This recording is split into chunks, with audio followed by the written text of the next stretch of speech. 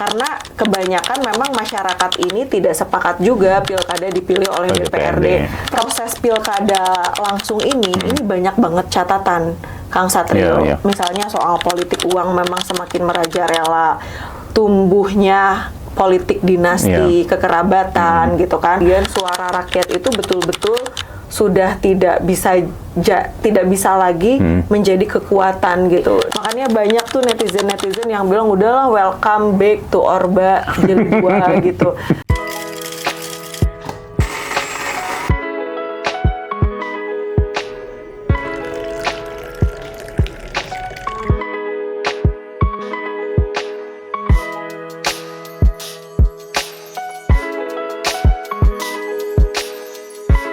Oke, kita ngobrol di PR.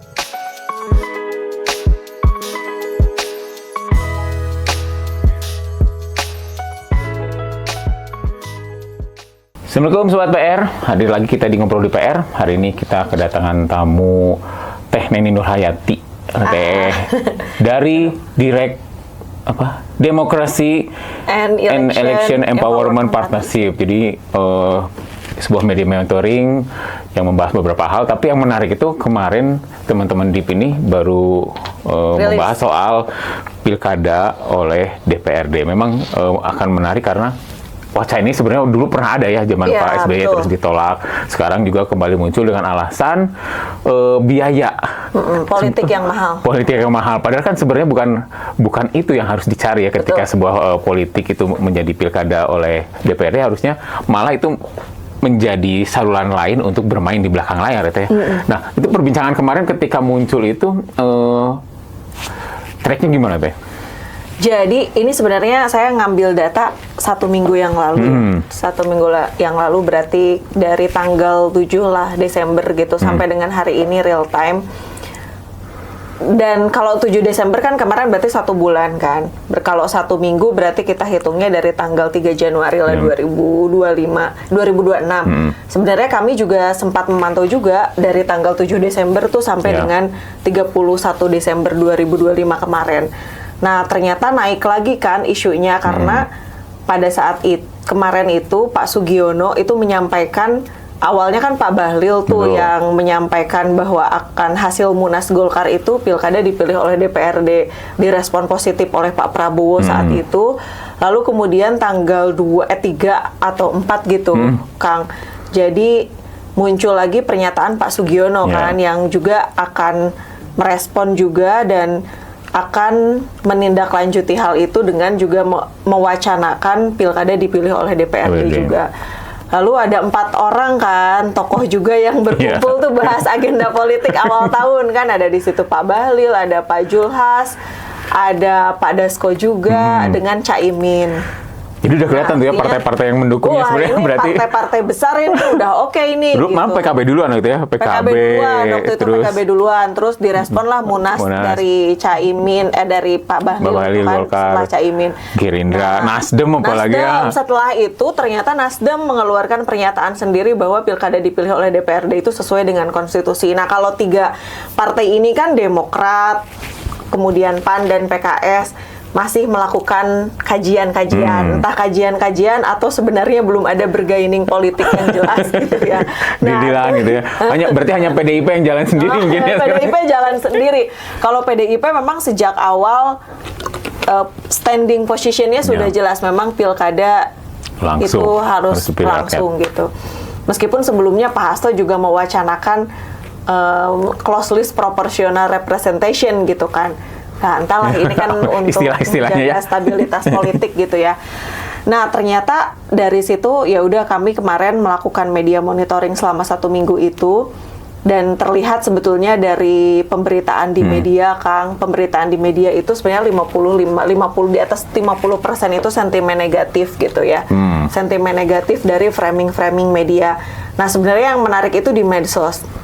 Saya sebetulnya bikin juga di TikTok, Kang, terkait dengan hal ini, bahaslah apakah apakah kemudian nanti suara rakyat akan dikebiri dan lain-lain. Terus kemudian di Instagram juga saya bikin hal itu juga, ternyata lumayan Kang. Reaksinya menarik. Iya, kemarin itu udah sampai 27.000 kan. Yang sebelumnya yang video saya ada 56.000, terus sebelumnya lagi 155.000.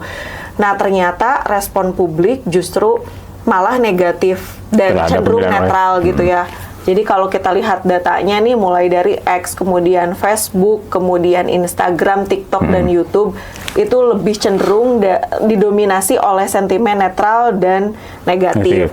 Karena kebanyakan memang masyarakat ini tidak sepakat juga pilkada dipilih oleh DPRD. Kemarin saja misalnya ketika pilkada langsung, itu brutalnya sudah luar biasa, apalagi kan logikanya begitu masyarakat berpikirnya, apalagi kalau misalnya ruang ini menjadi tertutup. Betul. Jadi kalau misalnya alasannya adalah hanya untuk karena biaya politik yang mahal, kemudian terjadi adanya polarisasi, justru di pilkada yang tidak langsung ini akan menimbulkan potensi money politik lebih besar gitu, kemudian juga polarisasi di masyarakat juga.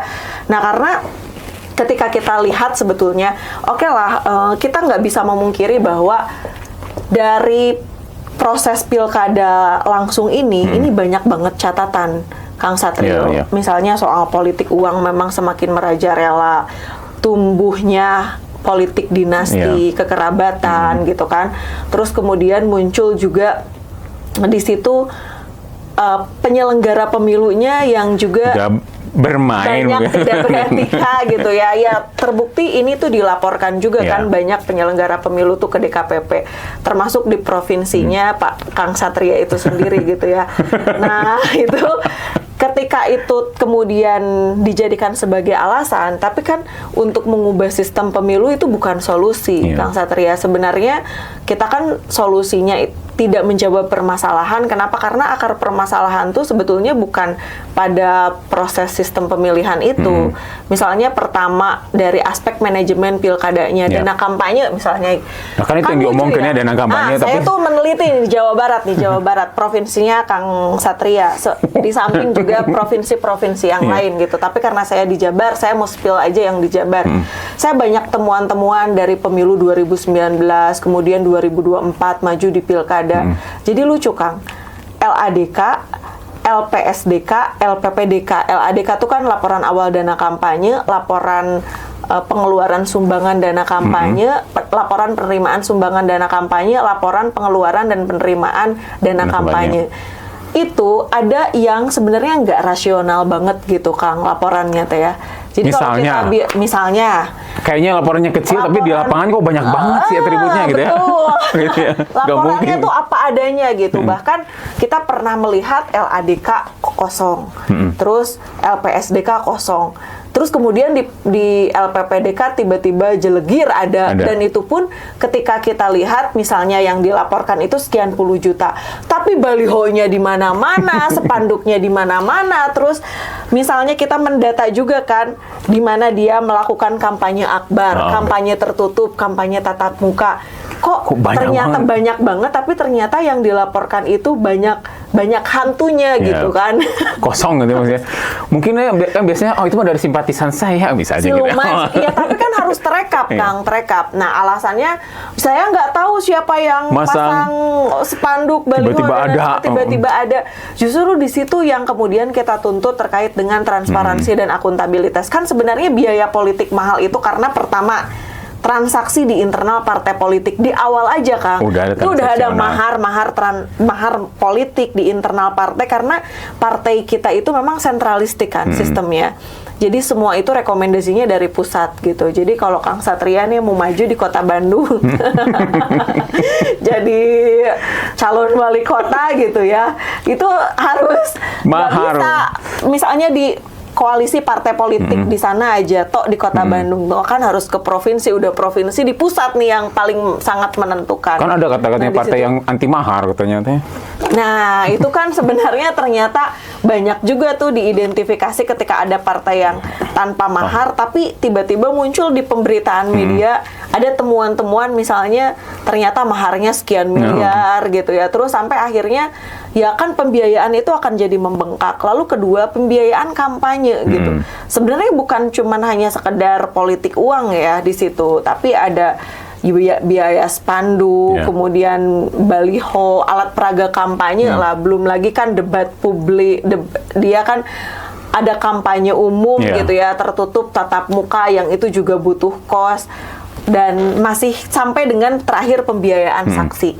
Jadi yang paling lucu, kenapa sih partai ini gitu ya, dalam hal penempatan atau menyediakan saksi-saksi, kan sebenarnya kalau partai betul-betul punya kader yang jelas gitu, Kang Satria. Cukup aja dari kader gitu. Cukup aja dari kader. Karena biaya saksi paling besar juga, salah satu biaya yang besar. Kang, itu per TPS kan.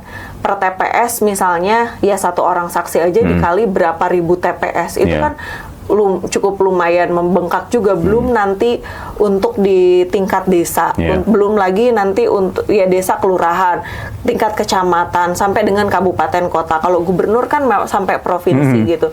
Nah, biaya itu tuh memang bukan biaya yang sedikit, Kang, belum operasional lain. Ya kos politik itu pasti ada, tapi kan kalau ternyata bisa ditekan tuh kan lumayan ya, dengan adanya kader yang betul-betul. Makanya jangan hanya jadi petugas partai kan, tapi betul-betul harus pejuang partai, pejuang demokrasi. Karena rata-rata hari ini orang-orang yang ada di partai politik itu adalah hanya menjadi petugas partai gitu. Kalau hanya menjadi petugas partai, makanya nggak heran Kang Satria, hari ini mungkin partainya A, besok tuh pemilu tuh pindah B, pilkada tuh pindah lagi gitu ya. Betul loncatan aja. Betul loncatan aja, betul. Jadi pada akhirnya, kenapa kalau kayaknya kenal dalam kayak gitu sistem pemilihan ini gitu, Kang Satria, kenapa kok yang disalahkan itu rakyat ya gitu? Saya tuh kadang-kadang bingung. Bukannya malah partai politik melakukan evaluasi dan refleksi. Nah, dalam salah satu video saya yang saya bikin, termasuk dalam rilis saya, kita menuntut juga kajian ilmiah partai, Kang. Jadi untuk usulan pilkada dipilih oleh DPRD itu harus ada kajian komprehensif. Kajian ilmiahnya itu seperti apa, dan harusnya bisa dibuka ke ruang publik, dan kalau perlu berdiskusi dengan rakyat gitu untuk sampai ada putusan. Jadi jangan ngambil ini tuh sepihak dan ada partisipasi semu lah kita.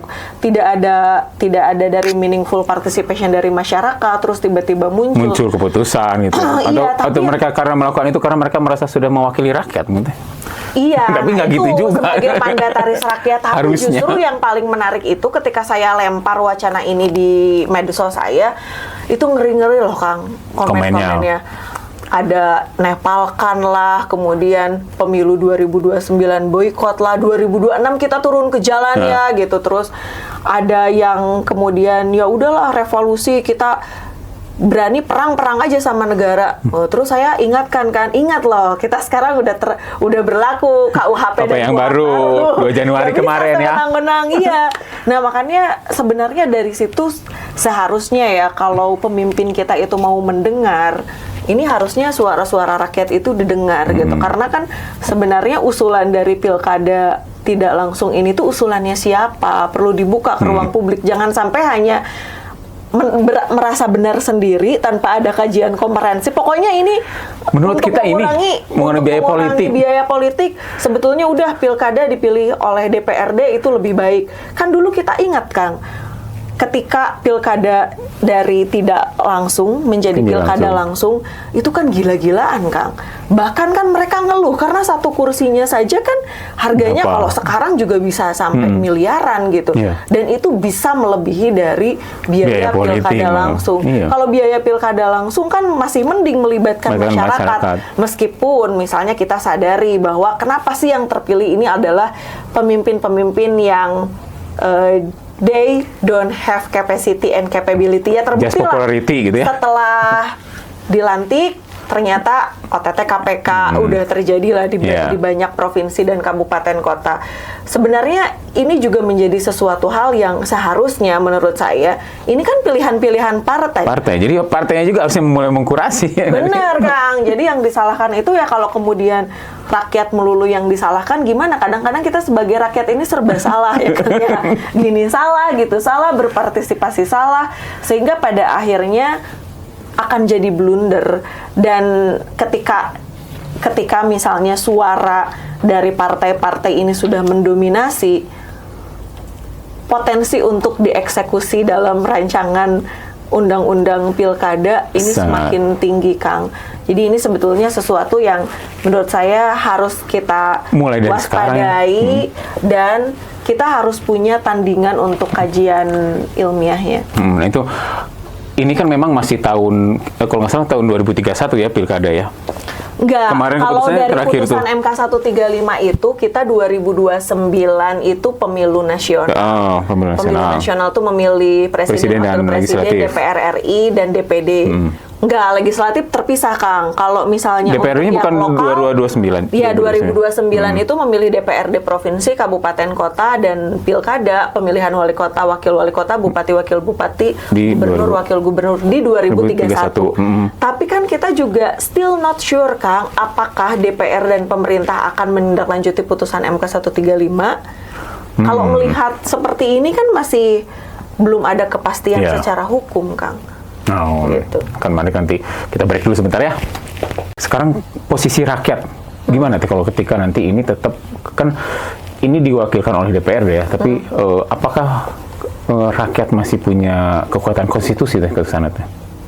Nah, makanya suara rakyat sepertinya memang sudah hilang, Kang Satria. Kenapa? Karena kan nanti ketika dipilih oleh DPRD, suara mereka itu oke, meskipun memang kita tahu ya DPRD itu adalah representasi rakyat. Tapi sejauh ini nih, Kang, pengamatan kita nih dari pemilu ke pemilu, sejauh mana mereka bisa berbuat konkret untuk rakyat juga. Jadi apalagi DPRD itu pasti patuhnya tuh sama ketua-ketua partai gitu, Kang.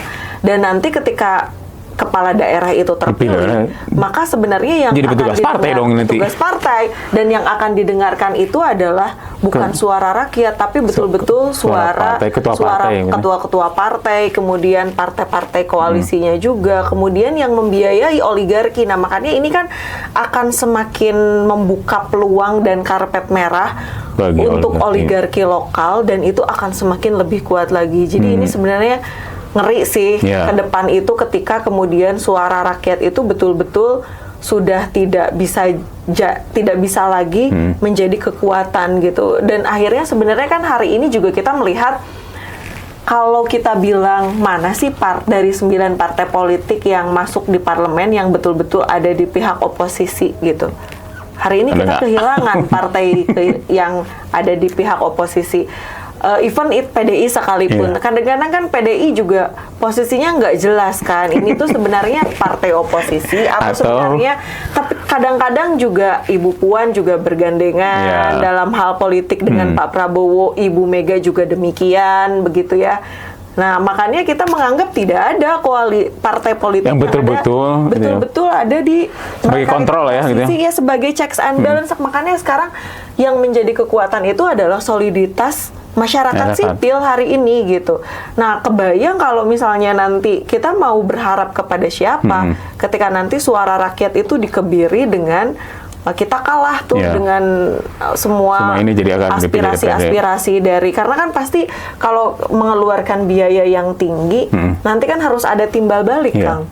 Timbal baliknya itu ya tentu saja akan menggerek semua anggaran yang ada di daerah untuk mengganti semua yang sudah dikeluarkan. Nah, ini mungkin bisa kita lihat ya, apakah akan lebih maslahat atau madorot nih pilkada dipilih oleh DPRD dengan pilkada langsung gitu. Ketika tugas partai ya apa bedanya kepala daerah dengan saksi di KPU mungkin ya?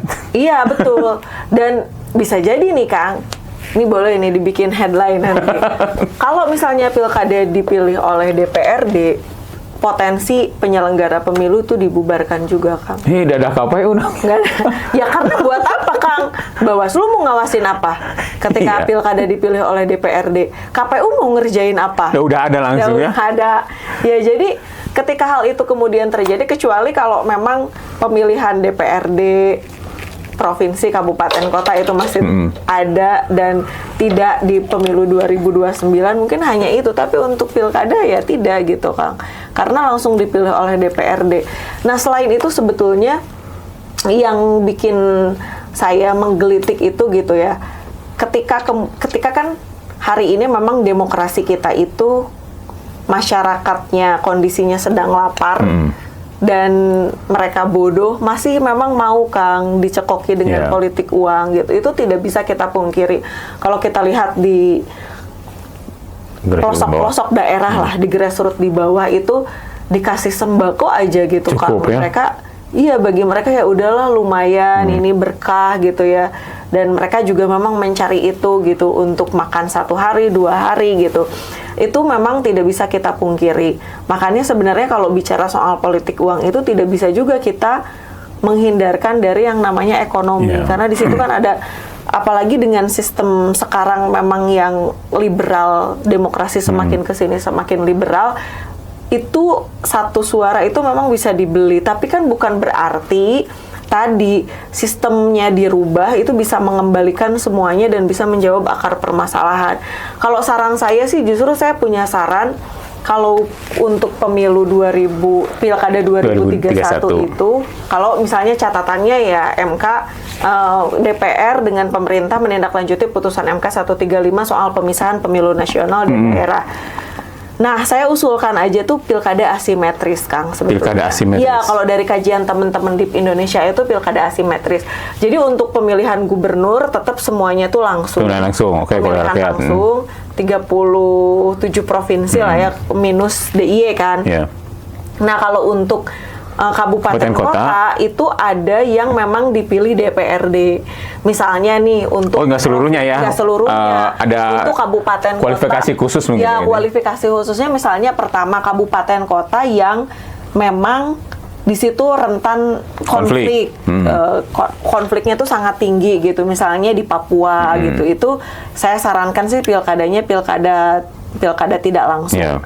Nah, kalau misalnya ada kabupaten kota juga yang PAD-nya kecil, nah itu juga pilkadanya dipilih oleh DPRD aja, karena itu akan menghabiskan banyak anggaran juga ya, mengurus anggaran daerah gitu, sehingga lebih maslahat sebetulnya ketika pilkada dipilih oleh DPRD. Nah, untuk kabupaten kota lain yang sebenarnya secara anggaran establis, mereka juga masyarakatnya sudah cerdas-cerdas gitu ya Kang ya. Tetap aja sebenarnya. Iya, tetap dipilih pilkada langsung. Kenapa? Karena untuk menjaga keseimbangan juga antara rakyat dengan pemimpinnya. Karena kan hari ini tuh, to be honest, kita tuh kehilangan sebetulnya penyambung lidah antara masyarakat dengan pemimpin kan. Ini tuh pilkada langsung Kang. Sebenarnya momentum itu. Nah, ketika kemudian ini dipilih oleh DPRD, maka penyambung lidah tuh mau kemana antara rakyat dengan pemimpinnya. Karena jangan sampai justru rakyat itu inginnya A, kemudian pemimpin inginnya B, itu tidak akan pernah ada ketemu. Jadi tidak akan terbangun two-way communication itu. Dan apa yang akan terjadi ketika semakin kuat pemerintah gitu ya, dan kemudian rakyatnya semakin lemah, justru yang terjadi khawatirnya adalah otoritarianisme gitu Kang. Jadi ini seperti, makanya banyak tuh netizen yang bilang udahlah welcome back to Orba Jilid 2 gitu. Kayak gitu. Terus banyak misalnya, benar-benar kerasa gitu? Kalau saya sih dengan hari ini ada banyak suara-suara masyarakat sipil yang semakin kesini semakin ada pembungkaman, itu terasa banget. Apalagi pasca Agustus kemarin sih Kang, sebenarnya teman-teman yang demo itu kan saya sedih sebenarnya, teman-teman ya yang hari ini tuh seorang Laras Pak Izzati. Meskipun kita juga menyadari bahwa apa yang dibuatnya di status Instagram itu tidak untuk dicontoh juga gitu Kang ya. Tapi enggak segitunya juga kemudian negara mengkriminalisasi dengan memvonis 1 tahun kan. 1 tahun ini masih, ya semoga nanti saya sih harapannya bisa bebas. Sementara yang nabraknya gitu. Ya, sementara nabraknya dimaafkan gitu. Kemudian Dolpredo gitu ya, teman-teman di sana, teman-teman Lokataru sampai disita kan buku-bukunya juga, karena apakah ini berkaitan dengan anarkisme dan pemikiran-pemikirannya gitu. Kok takut sama buku ya? Menurut saya apa ya, jadi ada banyak sesuatu hal yang janggal gitu. Jadi ketika hari ini, sementara yang bikin onar, bicara di ruang publik menyakiti hati rakyat, kita tahu kan MKD itu menyampaikan yang satu yang satu misalnya itu dibebaskan, yang satu hanya skor 3 bulan, ada yang 4 bulan, ada yang 6 bulan. Ini tuh betapa tidak adil gitu untuk kita sebagai rakyat. Sehingga ketika tadi pertanyaannya Kang Satria ini sudah kembali ke otoritarianisme atau belum, saya merasa ya ini sudah mulai menuju arahnya, menuju arah ke sana. Dan apa ya, kalau kita baca buku Stephen Levitsky dan Neil Ziblatt gitu, ada judulnya tuh bagus banget, How Democracies Die kan, kenapa demokrasi itu mati gitu. Jadi demokrasi itu mati juga ditandai dengan demokrasi kita itu yang tidak mencapai pada demokrasi yang substantif gitu Kang, dan dilemahkannya institusi-institusi negara. Kita lihat hari ini seberapa besar sih kita publik ini punya kepercayaan kepada penegak hukum seperti KPK gitu. Hari ini banyak sebetulnya kenapa Presiden mengeluarkan abolisi, amnesti, kemarin rehabilitasi gitu. Artinya kan ada sesuatu yang tidak beres dengan proses penegakan hukum kita kan. Sekarang tuh rakyat tuh daripada percaya kepada institusi-institusi pemerintah yang betul-betul kita tuh berharap bisa menjadi garda terdepan gitu ya dalam membangun proses sebuah kekuatan demokrasi dan konsolidasi demokrasi, rakyat itu lebih percaya kepada Damkar kan ini. Ya nggak sih? Ya. Sekarang tuh apa-apa Damkar. lapor ke Ujung-ujungnya Damkar, dari mulai A sampai Z itu masyarakat itu lapor ke Damkar. Makanya kemarin kalau nggak salah Pak Tito ya menyampaikan di ruang publik tuh Damkar menjadi institusi yang dipercaya oleh masyarakat karena ya ironisnya bukan, sebenarnya ketika kita lapor ke Damkar itu apa, pelayanannya tuh cepat. Cepat dan tepat, Kang. Bandingkan oleh Akang ketika pelayanan pemerintah terhadap kasus banjir di bencana di Sumatera dan Aceh, bagaimana gitu, kecepatan dan ketepatannya gitu. Jadi kalau lapor ke Damkar itu mulai dari orang yang nggak bisa ngambil rapot, besoknya langsung ada gitu Kang. Cuman ngambil rapot doang, nggak ada orang tua ngambil rapot.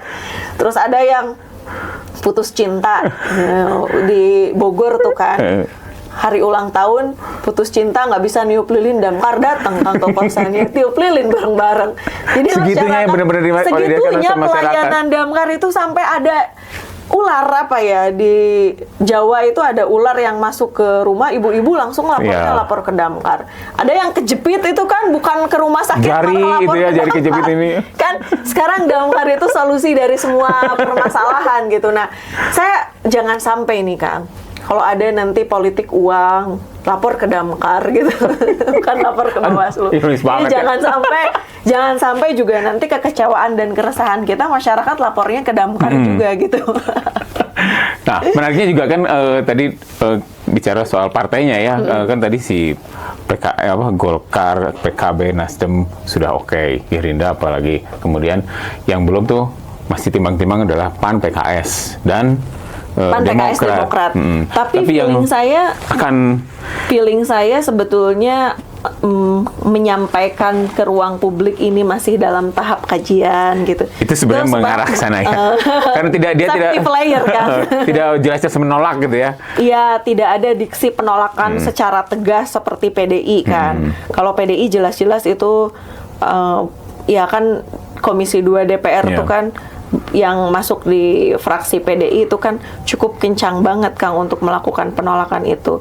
3 partai ini kalau saya sih prediksi mereka, apalagi sekarang sebenarnya muncul ya PAN, seperti PAN nih abu-abu nih kan, sesuai dengan konstitusi. Nah artinya kan kalau publik baca sebetulnya yes gitu, karena yang menginginkan pilkada dipilih oleh DPRD itu kan sejak awal adalah Pak Prabowo Kang. Jadi sejak waktu selesai pilkada serentak 2024 itu kan Pak Prabowo menyampaikan bahwa pilkada ini mahal, itu harus dikembalikan ke DPRD. Nah, dan nampaknya itu disambut baik oleh partai-partai yang masuk parlemen.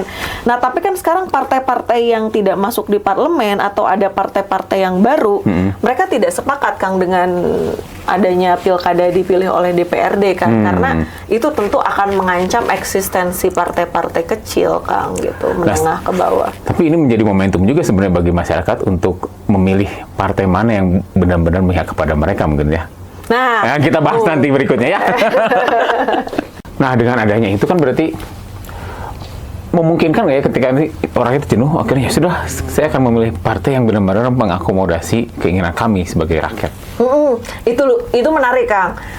Kalau kita lihat di percakapan ruang publik ya, yang sudah saya share ke Akang, itu ada tuh teman-teman tuh masyarakat itu, netizen itu, ya sudah kalau kayak begitu kita pilih aja partai politik yang betul-betul menolak pilkada dipilih oleh DPRD gitu. Nah, ini sebenarnya kan bentuk kekecewaan masyarakat juga kan, bentuk pesimisme terhadap masa depan demokrasi di Indonesia. Kalau kita lihat sebenarnya banyak sih, ya udahlah Indonesia makin gelap gitu kan.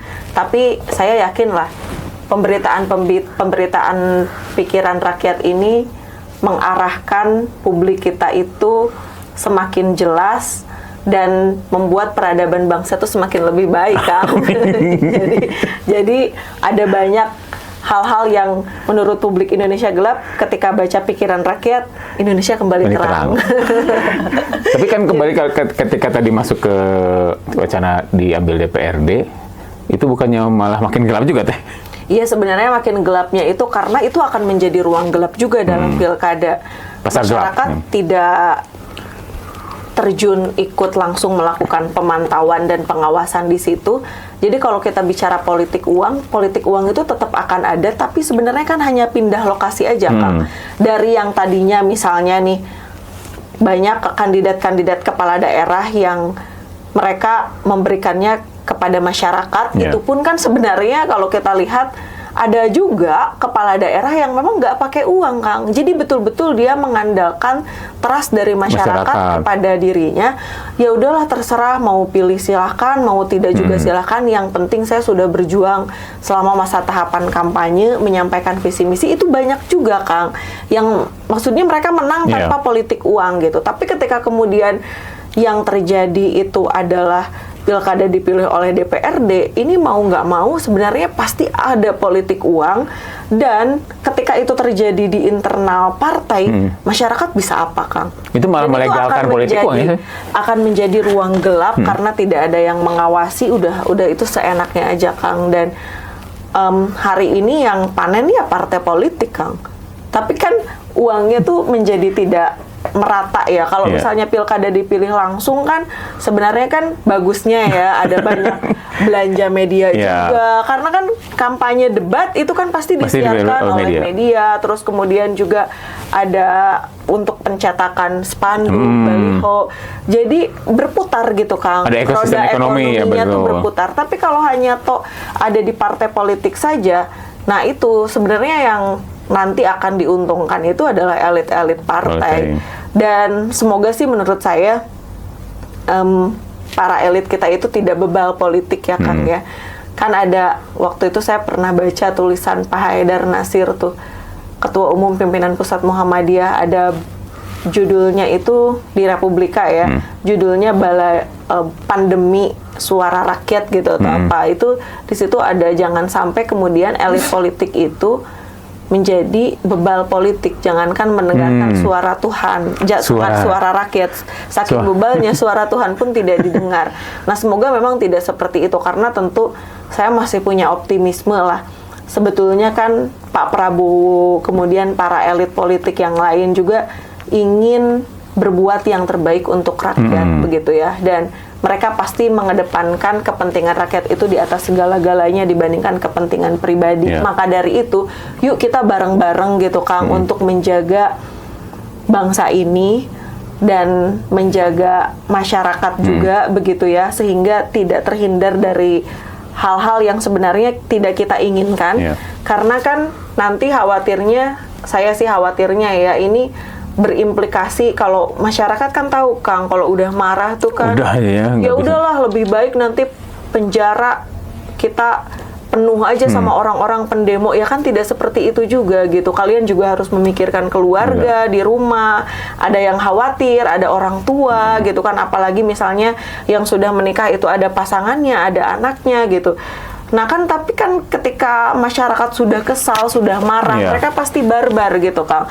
Itu yang sebenarnya tidak kita inginkan. Apalagi sebenarnya sekarang, karena saya kan hari ini tuh cukup aktif ya, membaca buku-buku soal afektif publik, Sizi Paparizi gitu.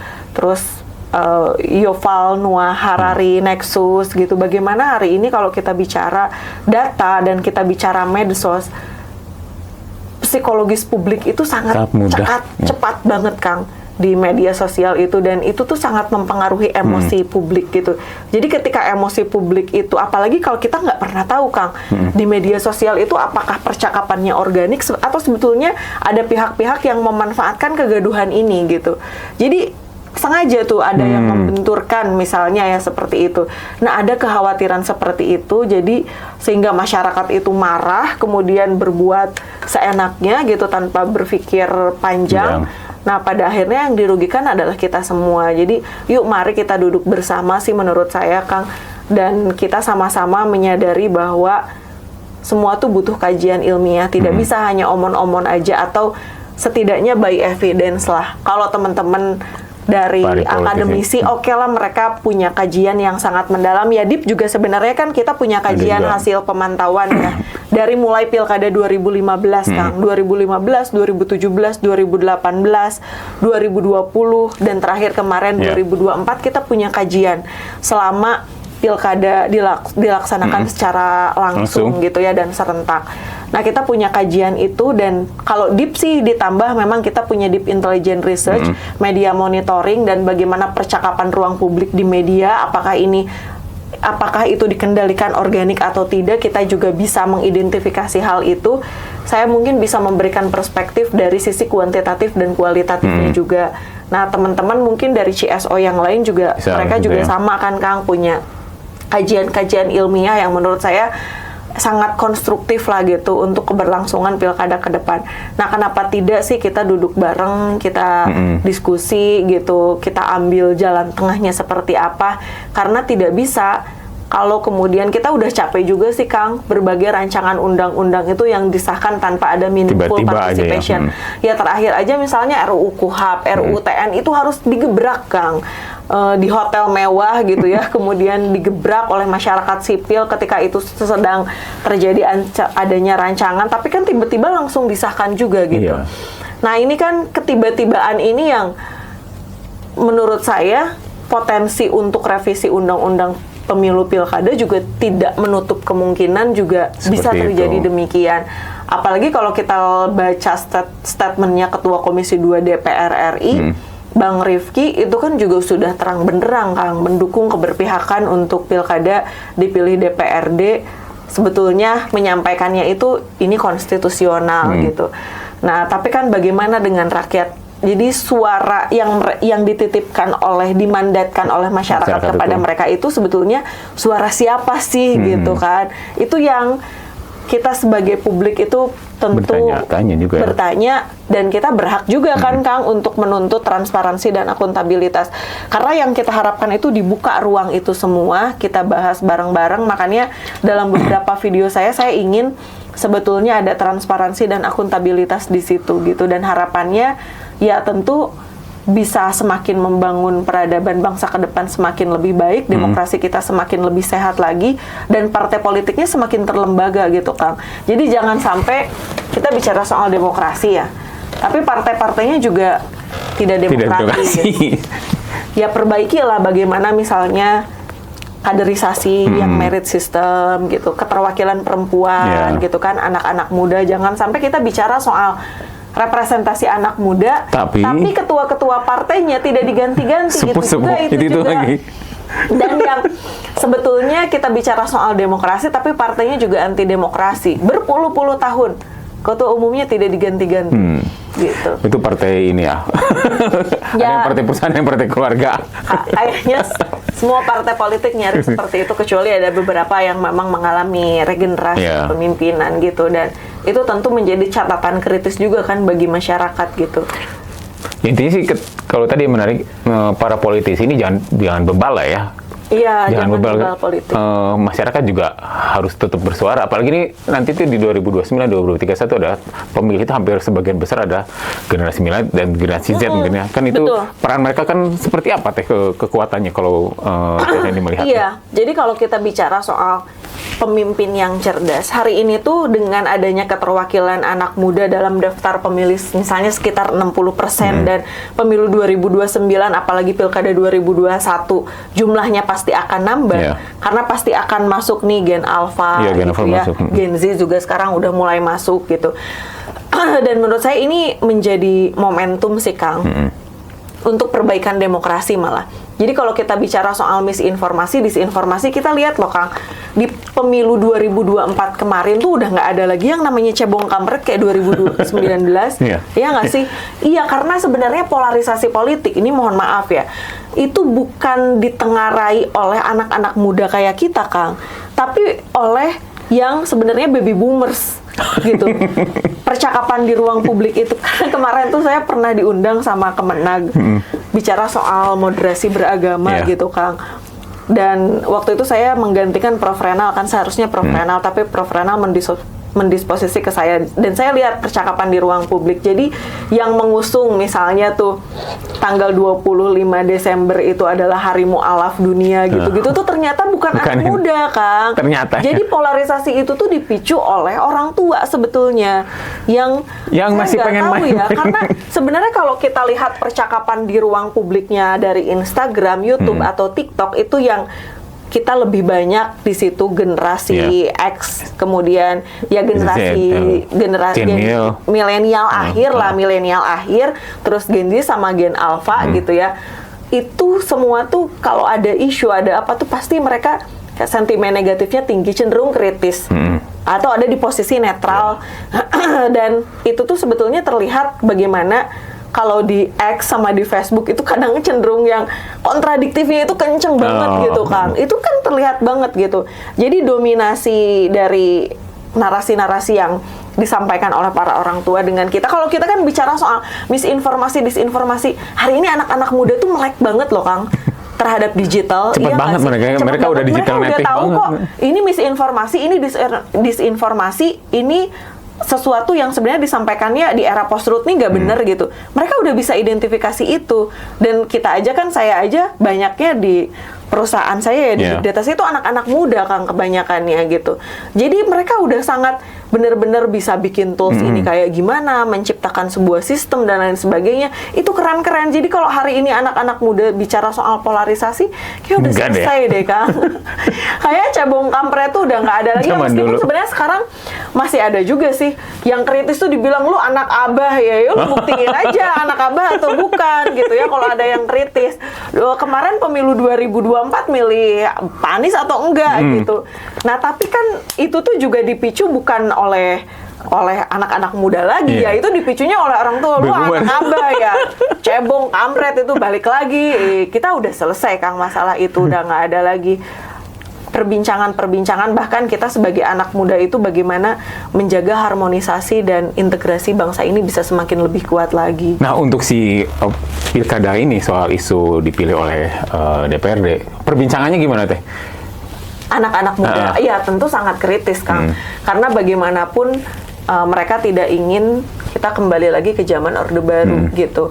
Dan sejak era reformasi ini mereka tetap ingin menggaungkan bagaimanapun pilkada langsung ini, meskipun memang ada banyak kekurangan, tapi yang kalau bisa diperbaikinya itu adalah aspek manajemen pilkadanya. Penyelenggara pemilunya tuh dibenahi tuh, jangan misalnya seleksinya, kemarin kan kita lihat betapa karut-marut lah gitu Kang, pemilihan tim selnya, apalagi pemilihan komisioner-komisionernya juga, sehingga kemarin itu transaksi itu bukan cuman hanya di pemilih kan, tapi juga udahlah deal aja sama penyelenggara pemilu, daripada kita capek-capek lebih baik penyelenggara pemilunya aja suruh up suara gitu.